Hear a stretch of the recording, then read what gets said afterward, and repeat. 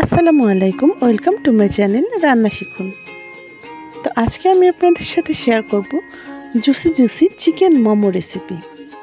তো চলুন শুরু করা যাক চিকেন মোমো রেসিপি। তো প্রথমে আমি 250 গ্রাম চিকেনের কিমা নিব, গোলমরিচের গুঁড়া দিব, তারপর হচ্ছে একটু পরিমাণ মতো লবণ দিব, রসুন কুচি দিব, পেঁয়াজ কুচি দিব আর ধনিয়া পাতা কুচি দিব আর সামান্য পরিমাণ তেল দিব। এটা খুব ভালো করে মেখে নিব। চাইলে হাত দিয়েও মেখে নিতে পারেন, আমি চামচ দিয়ে মেখে নিচ্ছি। তো এই যে ভালো করে পুরোটা মাখানো হয়ে গিয়েছে। তো ময়দা অথবা আটা দিয়ে ছোট রুটির মতো শেপ করে আমি যে মাংসের কিমাটা মেখে রেখেছিলাম ওইটা দিয়ে মোমোর শেপ দিয়ে নিব।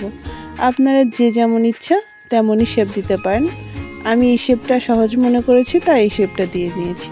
তো একটা স্টিমারে তেল ব্রাশ করে নিব, তারপর সুন্দর করে মোমোগুলো সাজিয়ে দিব স্টিম করার জন্য।